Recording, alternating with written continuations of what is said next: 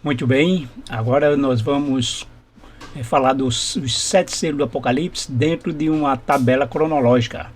Vamos aplicar esse selo e entender quando ele ocorreu e como, dentro de algumas datas específicas. Essa é uma interpretação. Quando se trata de profecias que ainda não se cumpriram, então existem várias interpretações. É exemplo do Daniel 11, né, quando se trata lá do rei do norte e do sul. Então aquela parte final é motivo de muitas interpretações. O Apocalipse também, né, tem muitas profecias que ainda não se cumpriram e faz com que haja várias correntes interpretativas. E somente quando realmente se cumprir, então vamos entender quem vai estar certo, né?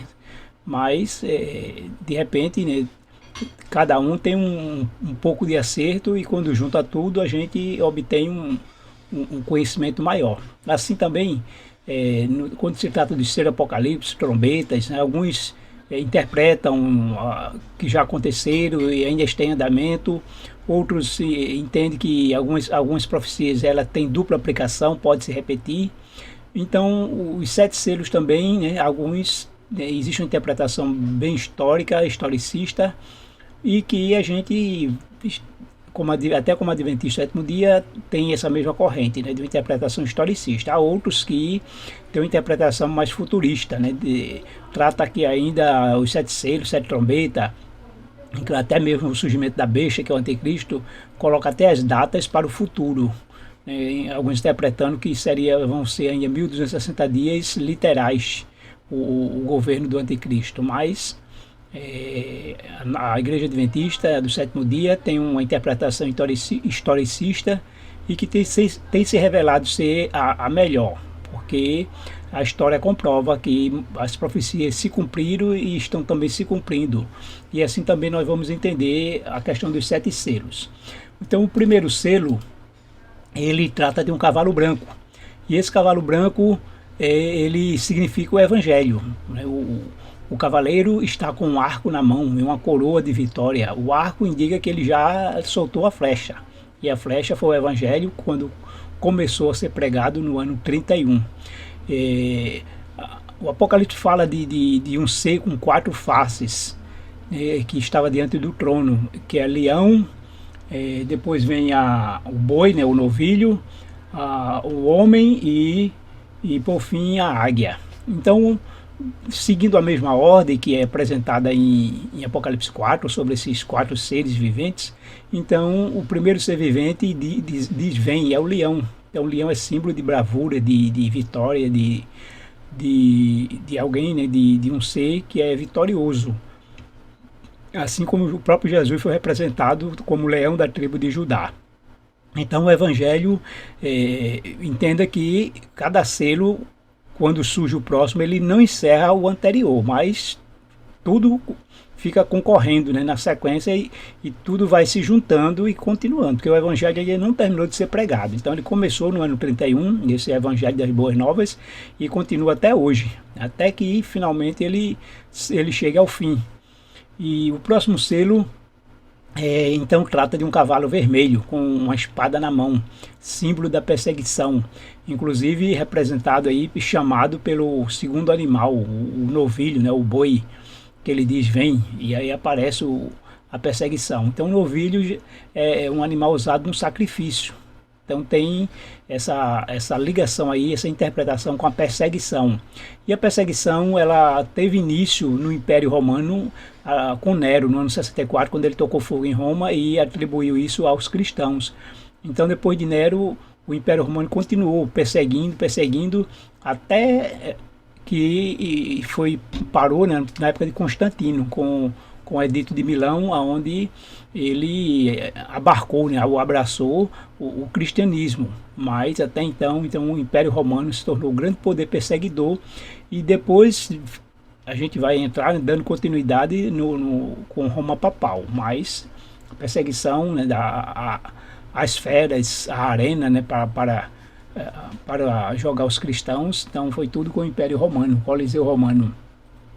Em seguida, o terceiro selo, quando é aberto, o terceiro ser vivente, então, é um homem.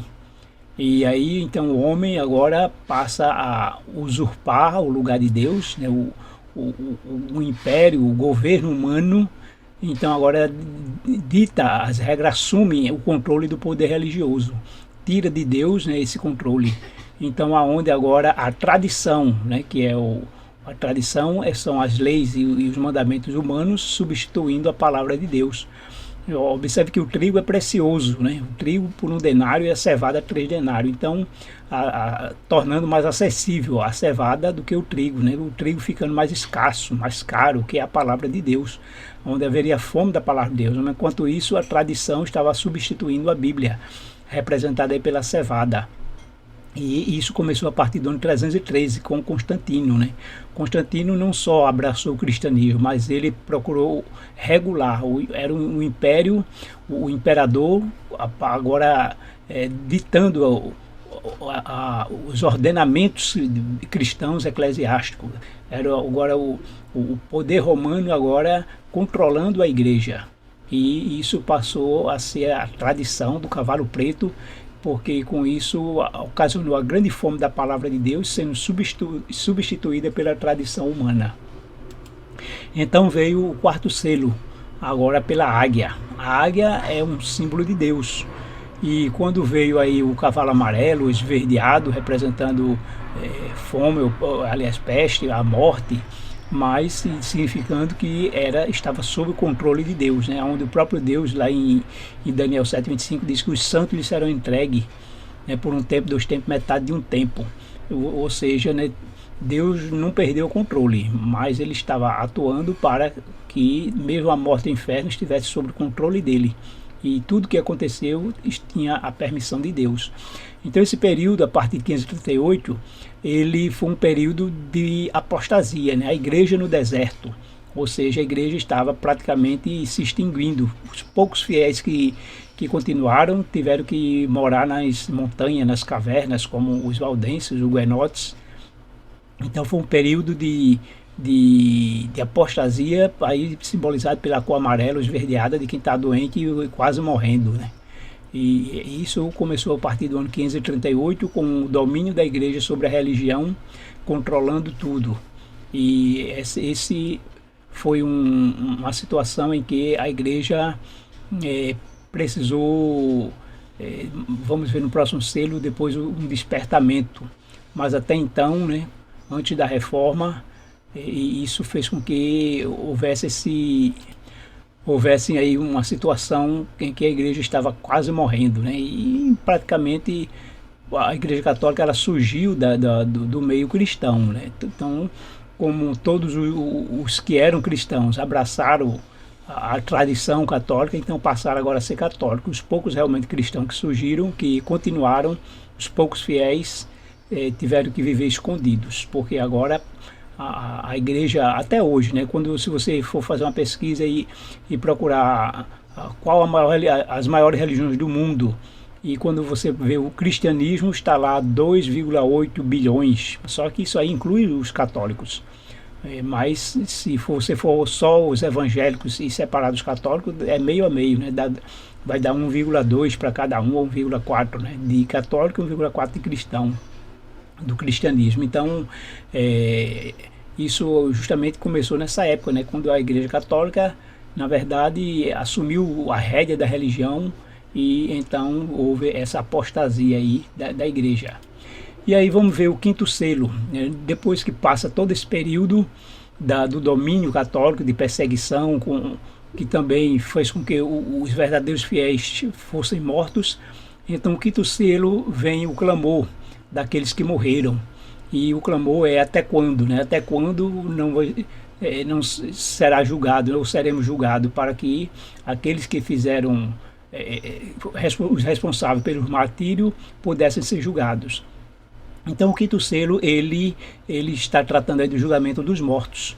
E o julgamento dos mortos, né, o juízo investigativo, ele começou em 1844. E claro que começa com os mortos. Mas a questão depois que passar a fase, né, do julgamento dos mortos, entraria no julgamento dos vivos. Isso a gente vai agora ver no próximo selo sobre o julgamento dos vivos. Mas enquanto isso, os mortos estão sendo julgados, né? Todos abertos livros, tudo registrado lá, desde Abel até quando terminar o último julgamento dos mortos, e isso está tudo registrado. Inclusive, eu já mostrei em outros vídeos anteriores sobre a parábola, né? A parábola dos trabalhadores da vinha. E quando trata a questão de tempo, né? Desde a primeira hora da manhã, 6 horas da manhã, até o acerto de contas às 18 horas. E isso levaria 180 anos a partir de 1844 até 2024. Quando a gente divide isso por 12, né, que é o tempo aí desde a contratação até o acerto de conta, entendendo que o acerto de contas se trata do julgamento dos vivos, né, dos últimos. Então, dos primeiros aos últimos, toda a fase de julgamento está aí. E começando com os mortos em 1844, e vamos ver que agora o próximo selo trata desse julgamento dos vivos. Então, essa parábola ela tem essa interpretação também escatológica, né? Para que a gente entenda essa questão da data. E, enquanto isso, o sexto selo ele traz cenas de terror, né, de o grande dia do Senhor, com os sinais no sol, na lua, na estrela, um grande terremoto, porque aí justamente está tratando do julgamento dos vivos, porque são os vivos que pedem às montanhas, aos rochedos, cair sobre nós e esconderem da face daquele que está sentado e da ira do Cordeiro. Então, mostrando aí o terror daqueles que não estão obedecendo a Deus, né? Eles procuram fugir. Isso, ou seja, eles estão sendo julgados.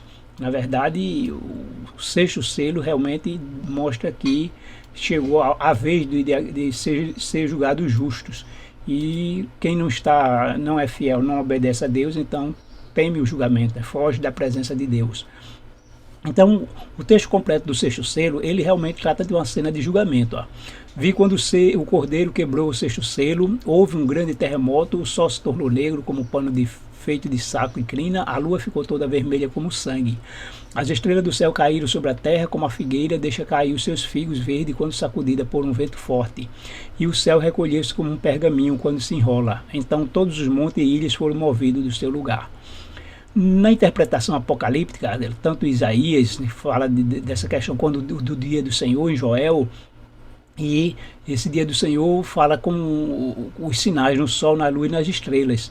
Pode ter uma interpretação de realmente ser um dia de terror, um dia terrível, para os que não temem a Deus, claro. Assim também quando se trata da quarta trombeta, que, interpretando a queda do Império Romano, fala que o sol escureceu. Então aí tem uma interpretação figurada, né, do sol escurecer, o sol como símbolo do Império Romano, e a sua queda foi como o escurecimento do sol. Então pode ter uma aplicação figurada, mas também pode ser literal, né, já que usa a expressão como, né, como um pano de saco, como crina, como sangue. E essa comparação pode dar um sentido literal aos acontecimentos. E a gente...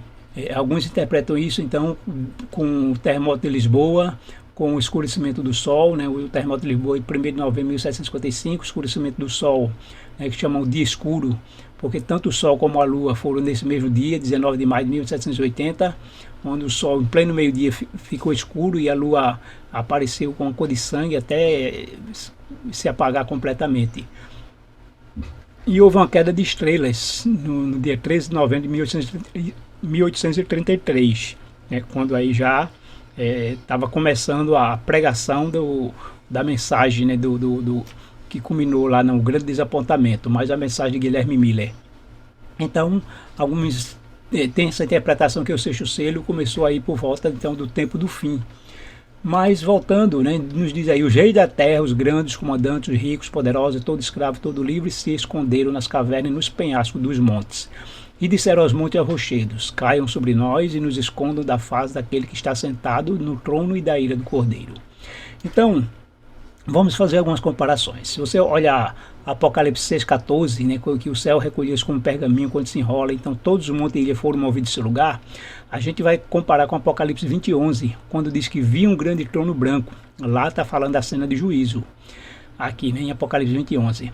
E aquele que está sentado nele, a terra e o céu fugiram da presença dele e não se achou lugar para eles. Então, ou seja, o céu se recolheu e as ilhas foram movidas do seu lugar. significando aí o grande julgamento em que nada escapa da presença de Deus ou de sua vista, né? Tudo fica descoberto. Deus descobre o céu e a terra para o julgamento, não pensar que ninguém vai se esconder nada do que fez. Então, o Apocalipse, então, o sexto selo, trata de um julgamento. Vamos ver essa outra comparação, quando fala sobre os maiores e os menores. Quando diz aqui, ó, os reis da terra, essa aqui, eu já usei o livro de Esther. Eu vou também explicar, à luz do livro de Esther, a questão desse julgamento, mas o que a princípio eu quero deixar claro é que o sexto selo está aí tratando de uma cena de julgamento. E que julgamento é esse? Se nós já tivemos o julgamento dos mortos, então o que nos resta é o julgamento dos vivos. Mas quando? Vamos demonstrar que esse julgamento dos vivos está para começar em 2024. Então, como a gente pode entender isso? Vamos entender. Eu quero mostrar aqui para vocês o livro de Esther. Primeiro, veja que o livro de Esther ele traz uma mensagem apocalíptica. Primeiro que Vasti, ela foi chamada no 7º dia da festa, né? O rei diz que o rei Assuero, ele deu uma festa que durou 180 dias e depois fez uma outra festa de 7 dias. A gente vai ver o texto. E Vasti foi chamada aí no 7º dia da festa. Esther se casou com o rei, né? O casamento de Esther com o rei Assuero foi no 7º ano dele, né? de Assuero.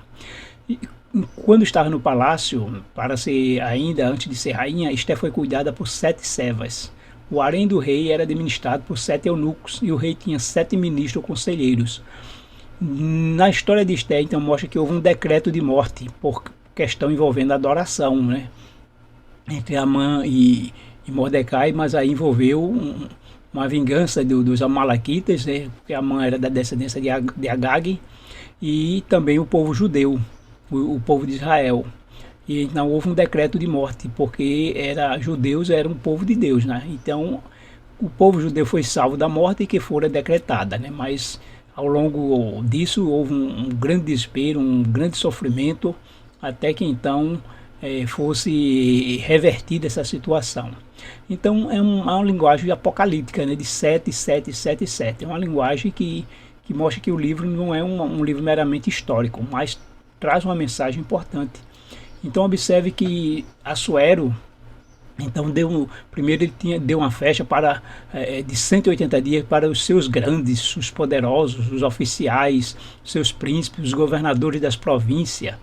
E essa festa, então, né, depois foi seguida de outra festa de 7 dias, que foi para os menores, né, ou seja, tanto os maiores como os menores. E vamos entender quem são esses maiores e menores, né? Para os maiores como os menores, aí tem um significado em outras versões da Bíblia, diz lá, né, desde o mais importante até o mais humilde, tanto o rico quanto aos pobres, e tanto a grandes como a pequenos. Essa linguagem, ela é mesma também de Apocalipse do sexto selo. Ó, os reis da terra, os grandes, os comandantes, os ricos, poderosos, e todo escravo e todo livre se esconderam nas cavernas e nos penhascos. Então, esse sexto selo tem uma relação com essa festa de 7 dias.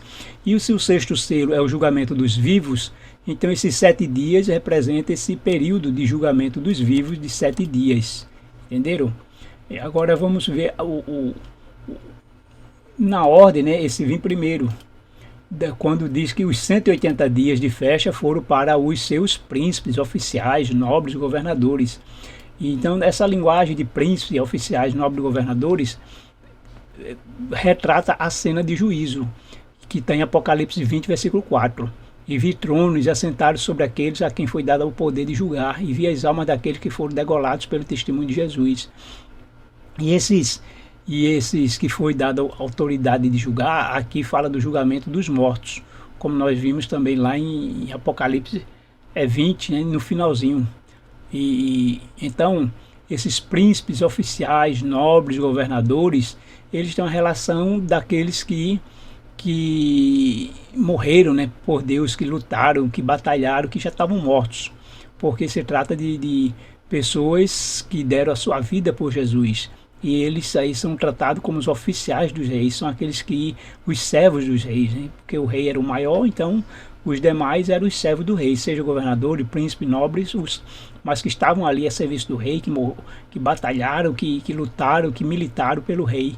E isso é uma representação do julgamento dos mortos, daqueles que foram degolados, né, pelo testemunho de Jesus. Então, os 180 dias têm uma relação com o julgamento dos mortos, e os 7 dias têm uma relação com o julgamento dos vivos. Então, quando Esther fala de 180 mais 7, e nós vimos também pelo entendimento da parábola da vinha, e a gente sabe também, né, que em vez o desapontamento ocorreu porque Jesus não veio em 1844, mas sim era o início do juízo investigativo. Então, se eu tenho agora 1844 mais 180, então termina em 2024 o julgamento dos mortos.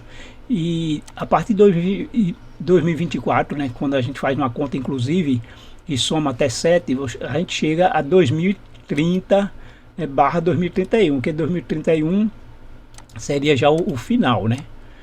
Mas observa, 2024, 25, 26, 27, 28, 29 e 30. Na conta inclusive termina em 2030, exatamente. Porque 31 é o final do 6º milênio, mas o julgamento termina antes, né? Antes da volta de Jesus. E o que é que nós podemos então ver essa aplicação aí desses 180 mais 7 nessa data do julgamento? Ou seja, a data em si ela não é tão importante, porque o que é importante são os acontecimentos que vão confirmar a data. Se não houver nenhum acontecimento, exemplo, né? Vamos supor que eu diga que o 6º milênio termina em abril de 2031. Isso poderia implicar, digamos, a volta de Jesus, poderia implicar o início do 7º milênio, né, que é no céu. Mas se até lá as profecias que estão para se cumprir, que é como a gente sabe aqui, né, apostasia, sacudidura, chuva serôdia, alto clamor, decreto dominical, selamento, e ainda vai ter o Armagedon, a grande tribulação, as 7 pragas, o decreto de morte e tudo mais. Se essas profecias não se cumprir até lá, então a data não vai realmente importar. Então nós não estamos fixando na data, mas sim nos eventos. O que nós aguardamos os acontecimentos, as últimas profecias que precisam cumprir antes de Jesus voltar. Se elas não se cumprirem, então não se preocupe realmente com a data. Então, da mesma forma, esse 6º selo que representa o julgamento dos vivos, ele pode ser precedido pelos acontecimentos ali descritos, como um terremoto, um escurecimento do sol, da lua e a queda de estrelas, né, estrelas cadentes. E mesmo que o sol e a lua não tenham nenhuma previsão de eclipse, justamente até o final desse ano, mas exatamente isso, né? O dia escuro foi considerado escuro porque não houve um eclipse. Na verdade, o sol começou a escurecer a partir do meio-dia sem que houvesse nenhum eclipse. A lua começou a surgir só à noite, uma noite de lua cheia, mas já surgiu meio avermelhada até se apagar. Então, foi um acontecimento fora dos padrões, fora de qualquer previsão, né, de qualquer previsão astronômica, né? Não tinha como realmente saber, porque não estava nas tabelas lá astronômicas. Então, com isso, a gente agora no dia 26 de agosto, Portugal foi atingido por um terremoto de 5,4, né? Houve alguns tremores e praticamente, né, ou instantaneamente, a imprensa já começou a comparar o terremoto que houve, o terremoto de Lisboa, em novembro de 1755. Já houve uma lembrança e até mesmo uma reportagem falando desse terremoto. E exatamente acontece em Portugal, né? Parece coincidência isso, desse terremoto aí dando já como fosse um aviso, né? Se antecipando aí para dar um aviso de que algo pior pode acontecer. Então, como eu disse, pode haver um escurecimento do Sol e da Lua, fora dos padrões astronômicos, até mesmo a queda de estrelas cadentes de uma maneira muito grande, né? Porque ao longo aí dos anos a gente viu algumas notícias de que haveria, né, uma chuva de meteoro durante a madrugada, mas coisa pouca, né? Mas de repente, se essa história se repetir, então a gente está a paz, sabendo o que está acontecendo. Então, com base nessas datas, a gente traça aqui um quadro cronológico para entender realmente esse cumprimento, né? Vejam só, no dia 27 de setembro de 1540, quando então estava em vigor o calendário juliano, mas transformando essa data no gregoriano, ela corresponde ao dia 7 de outubro, não 27, é 7 de outubro. É de 27 de setembro, devido à mudança do calendário para o gregoriano, com aquela questão dos 10 dias, então é o dia 7 de outubro. E observe que de 1540 para 2023 são 483 anos. A gente está fazendo só um paralelo de um período de 490 anos. Não estamos dizendo que a profecia de Daniel está se cumprindo aqui, claro que não. A profecia de Daniel se cumpriu lá com Jesus, né? Com o batismo, a morte de Jesus, a morte de Estevão. Mas estamos traçando um paralelo. E esse paralelo nos informa que esses 483 anos da Companhia de Jesus foi criada para perseguir e extinguir os cristãos. Então, teve aqui um acontecimento, dia 7 de outubro de 2023, que foi a guerra de Israel com Hamas, que perdura até hoje. E eu já também falei em outros vídeos que essa guerra não é por acaso, né? Ela veio com um objetivo, ela não vai terminar sem cumprir esse objetivo, que é levar a queda desses poderes opressores lá do Oriente Médio, que impede a pregação do Evangelho. E isso vai juntar depois, eu creio que vai se juntar lá a Rússia com a China, com a Coreia, os países do Oriente, os países muçulmanos que perseguem, matam e prendem os cristãos, né? E ninguém lá pode pregar, nem mesmo portar uma Bíblia. Então, tá igual ou pior do que o período da papal, né? Da Idade Média de 1260 anos. E é claro que a intenção do inimigo impediu a pregação do Evangelho. Então usa os poderes aí do mundo para fazer isso. Porque se o Evangelho não for pregado em todo mundo, Jesus não vai voltar, né? Então essa guerra eu entendo que vai envolver essa situação, né? Para que esse poder, né, opressor caia, de alguma maneira vai cair, para que o Evangelho então seja pregado em todo mundo e então virá o fim. E então aí nós vimos que, de acordo com essa data, né, esse período terminaria então 7 de outubro de 2030. E quando a gente conta do ano 70 até 2030, a gente vê um período de 1960 anos, o mesmo período quando Deus fez a promessa a Abraão e até o ano 70 com o fim com a destruição de Jerusalém, também 1960 anos. Ou seja, 1960 anos de judaísmo, e depois 1960 anos do cristianismo, terminar em outubro de 2030. E com isso, em outubro de 2030, termina o que também? Então, nesse período, né, quando começar o julgamento dos vivos, em 2024, isso ocorreria quando? Exatamente como estou dizendo, poderia ocorrer aqui a partir de outubro desse ano, né?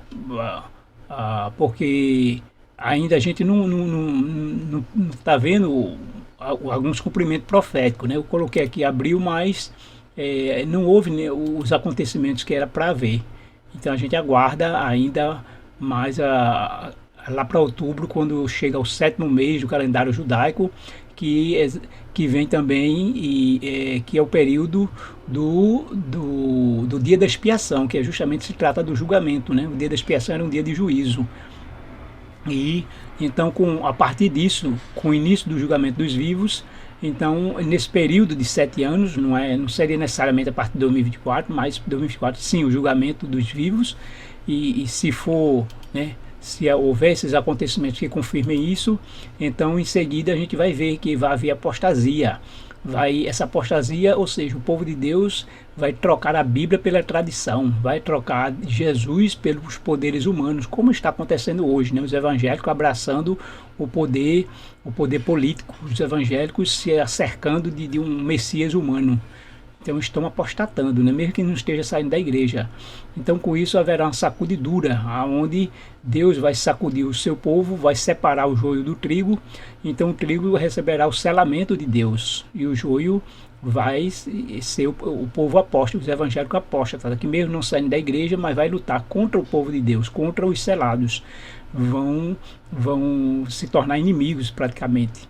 E sobre esse povo selado, Deus derrama a chuva serôdia, que é um novo Pentecostes, derramamento do Espírito Santo, para que esse povo selado então faça, né, proclame o alto clamor, que é a última mensagem de Deus que vai dar ao mundo, para que o mundo então aceite a Jesus, saia de Babilônia.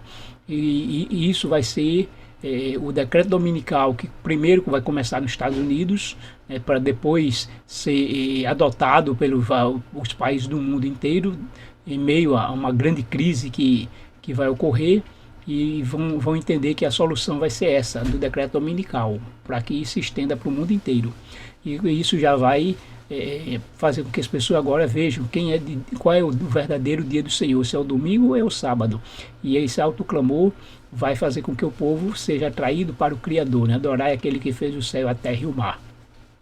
Então, quando chegar em outubro de 2030, então termina a pregação do Evangelho, né? Termina o mistério de Deus. O Evangelho tem sido pregado em todo o mundo.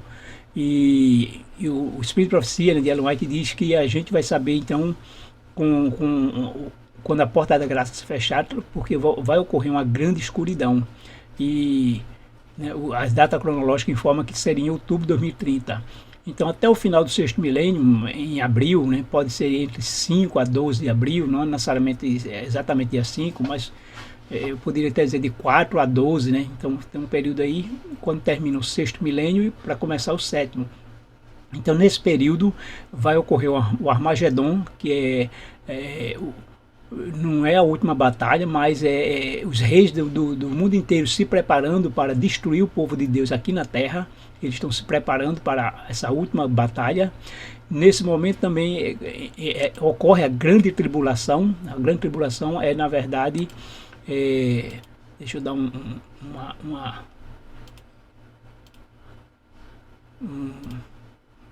destaque aqui, né? A grande tribulação. Porque a grande tribulação para o mundo vai ser com as 7 pragas. Né? Nós vamos ter as 7 pragas caindo sobre os ímpios. E essas 7 pragas vai trazer angústia, uma grande tribulação para os ímpios, porque o povo de Deus será salvo dessas 7 pragas, né? Não vai cair sobre o povo de Deus.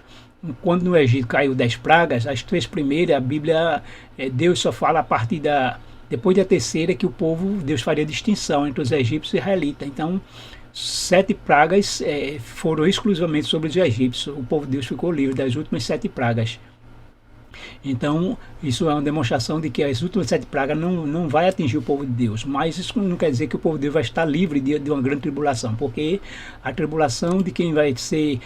a gente vai precisar fugir das cidades, né? Vai fugir de onde mora para ir morar em montanhas e cavernas, lugares isolados. Alguns chegarão a ser presos e haverá um decreto de morte porque as pessoas, né, os ímpios em geral, e inclusive aqueles evangélicos apostatados vão acusar os guardadores do sábado por recusar a guardar o domingo, né, para salvar o planeta, como culpado dessas pragas. Esse povo rebelde que não quer o bem comum, né, guardando todo mundo domingo. Então eles vão ser acusados de ser o causador dessas pragas que estão causando a grande tribulação. E com isso haverá um decreto de morte. Assim como lá no livro de Esther, né, assim como também na Babilônia, através de um decreto para adoração, e quem recusou adorar, né, iria morrer.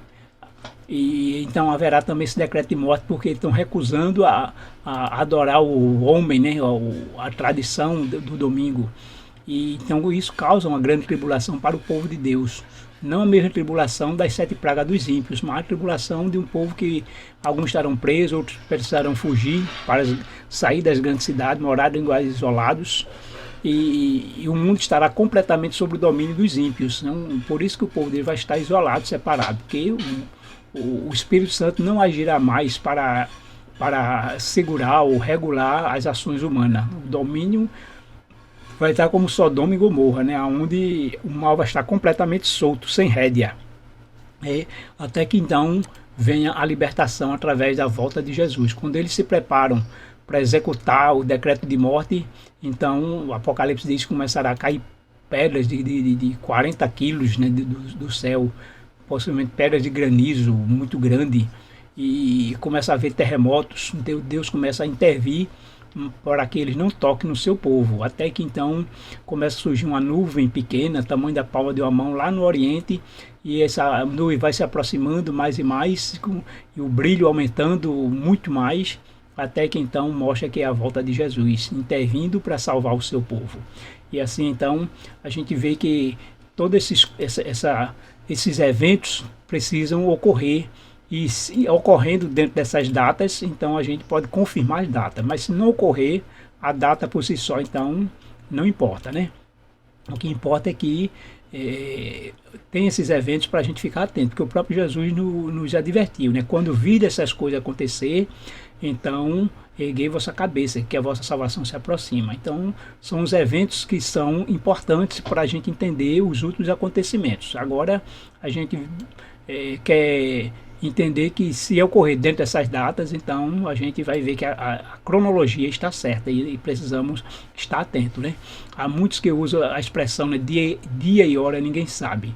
E se vocês olharem direitinho o texto aqui de Mateus 24, deixa eu enquadrar aqui para a gente ver aqui, Mateus 24. Observe que quando os discípulos perguntam que sinal haverá da tua vinda e da consumação do século, Jesus começa a responder, e na resposta de Jesus, ele fala o seguinte, né? Todos os verbos que Jesus usa está no futuro, porque muitos virão em meu nome, enganarão, ouvireis falar de guerra, e ele se levantará nação contra nação, haverá fome, terremoto. Então veja que Jesus usa o verbo tudo no futuro. Então vos hão de vos entregar, ou entregar-vos-ão, né, ou entregarão vocês, sereis odiados. É um verbo no futuro, né? Trair-se-ão uns aos outros, né? Outros se odiarão. Todos os verbos, surgirão falsos cristos, falsos profetas. Ainda diz, mas o amor de muitos esfriará. E o evangelho, até quando ele fala do evangelho do reino, será pregado em todo mundo, será, né? Porque está no futuro. O evangelho está sendo pregado, mas ainda não foi concluído. Mas Jesus está dizendo que ele será pregado em todo mundo para vir o fim. Então, quando Jesus começa a descrever os acontecimentos dos nossos dias, né, que seria dos fins dos tempos, está tudo no futuro, porque haverá grande aflição. E, então, observe o uso do verbo, né? Então, aí a gente vai ver agora, quando ele fala de aquele dia e hora, aí o verbo aqui está no presente, ninguém sabe. Ou seja, naquele momento que Jesus está falando, ele está falando no presente. Então, a respeito daquele dia e hora, porque qual foi a pergunta dos discípulos? Ele está perguntando a pergunta dos discípulos, ele está respondendo. Quando, né?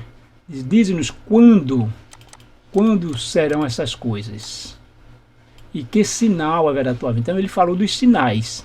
Todos os sinais ele falou, que haverá, surgirá, né, vão trair, vai ser pregado. Agora, Jesus agora está respondendo o quando. E o quando ele diz, olha, o que ele está dizendo é o seguinte, nesse momento, esse quando ninguém sabe, só meu Pai sabe. Então, nesse momento hoje, ninguém sabe, né?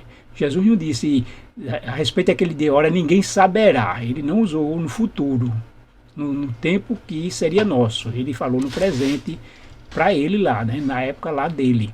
Então Jesus, quando estava aqui na terra, ele não sabia, mas ele, quando volta ao céu, né, como ele disse, eu e o Pai somos um, os anjos não têm esse conhecimento, até que Deus revele, claro, porque diz que o Pai sabe, e o Pai não fará coisa alguma sem revelar o seu segredo. Então, o Pai e Jesus, né, hoje podemos entender que ele sabe sim, porque o verbo aqui está no presente quando Jesus falou. Então, quando chegar a hora de saber, o Pai vai revelar. E o Pai começa a revelar às pessoas, e a gente hoje tem esse entendimento da data, porque Deus quer que seja assim. Antes não precisava, até mesmo na época de Ellen White, Jesus vai voltar daqui a 150 anos, 130 anos, não faria sentido. Estaria praticamente 3 gerações ainda à frente. Mas, sendo a última geração, fica fácil entender, saber que a data é importante, né? Saber que podemos ser a última geração. Uma outra aplicação, né, podemos ver a respeito de dia e hora, esses três sentidos, que o verbo estava no presente na época de Jesus, não na nossa. A outra é que o Pai sabe, e o Pai não revela, não faz coisa alguma sem revelar o seu segredo aos seus servos, os profetas, né? Um outro entendimento também seria o seguinte, né? Que a respeito daquele dia e hora, ninguém dará a saber, a não ser o próprio Pai. Então, é uma função do Pai a questão, vamos dizer assim, dos tempos, né? Como Jesus disse em Atos 1:8, né? A respeito dos tempos da época é algo exclusivo do Pai. E ele, então, é quem revela, quem vai dar a saber. Não é algo que ele vai ficar só para ele, não. Mas no tempo certo, né? Porque Daniel diz que os sábios entenderão, os ímpios não. Então, quem é sábio vão entender e vão buscar a revelação de Deus.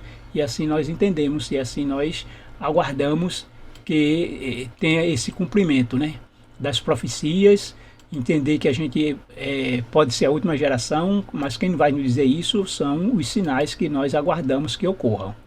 Caso, então, 2024 ainda não terminou, né? Então, nós aguardamos que até lá, havendo esses sinais, esses indícios, nós então vamos entender que as profecias estão se cumprindo, que somos a última geração em que então devemos, em nossos dias, ver Jesus voltar. Que então Deus nos mantenha firme e em pé para aguardarmos a sua volta. Que Deus abençoe a todos.